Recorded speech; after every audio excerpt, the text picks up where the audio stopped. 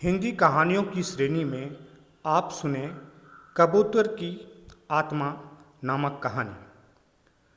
प्राचीन काल की बात है। पाटलिपुत्र नगर में एक विष्णु भगवान का प्राचीन मंदिर था।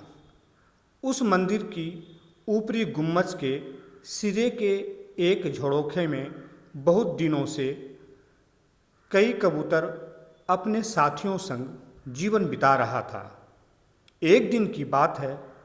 आम दिनों की तरह एक कबूतर अपने मंदिर के झरोखों के बाहर शांति प्रिय रूप से बैठा हुआ था कि अचानक यमराज अपने भ्रमण के दौरान उस कबूतर के पास आ खड़ा हुआ और मन ही मन सोचने लगा, ये तो वही कबूतर है जिनकी मौत कल समुद्र पार मलयगंध पर्वत पर अगले सुबह निश्चिंत है। फिर भी यह कबूतर यहाँ कैसे विचरण कर रहा है? उनके शरीर में इतनी जान भी नहीं है कि जो 7 समुद्र पार कर सके। इतना विचार करते हुए यमराज ने जोरों का ठहाका लगाया और वहाँ से निकल पड़े। यमराज की बातें सुनकर कबूतर की घबराहट तेज हो गई और चिंता में पड़ गया।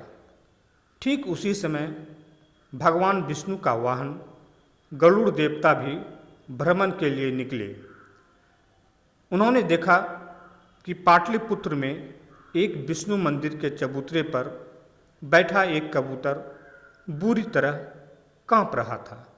गरुड़ को आश्चर्य हुआ और उन्होंने कबूतर से उनकी घबराहट का कारण पूछा।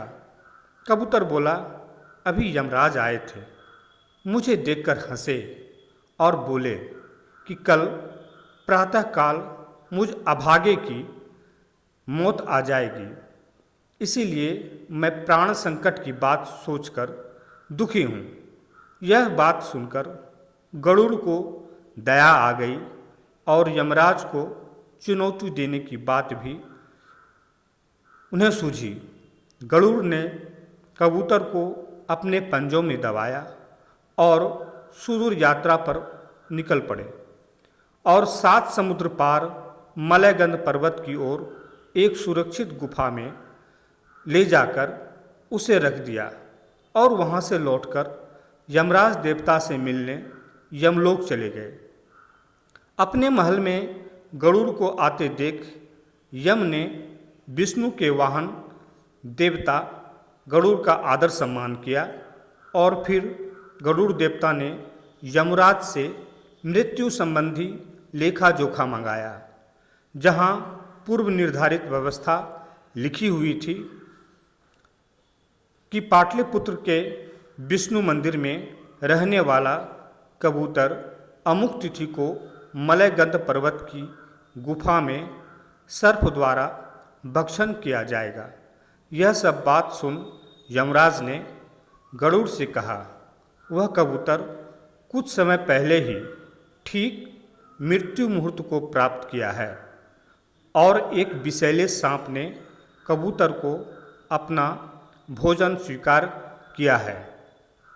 यह सब सुन गरुड़ चकित रह गए और लौटकर पर्वत पर पहुँचे तो वहाँ देखा कि सांप कबूतर को पूरा निगल चुका है।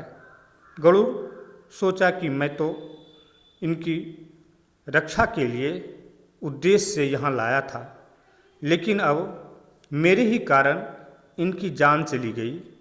यह सोचते हुए उन्हें दुख भी हुआ। यह बात विष्णु देवता तक पहुँची। उन्हें गरुड़ की उदासी और मनोव्यथा को जाना। उन्होंने समझाते हुए बोले, गरुड़, जन्म की तरह मरण भी निश्चित है। नियत समय पर मरने से कोई नहीं बचता है।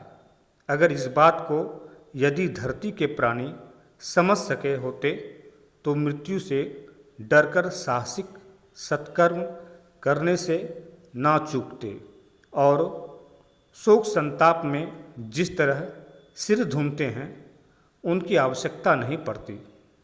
पुनः गरुड़ यमलोक पहुँचे और यमराज को बताया कि वे किस प्रकार कबूतर को सुरक्षित स्थान पर पहुंचा चुके हैं।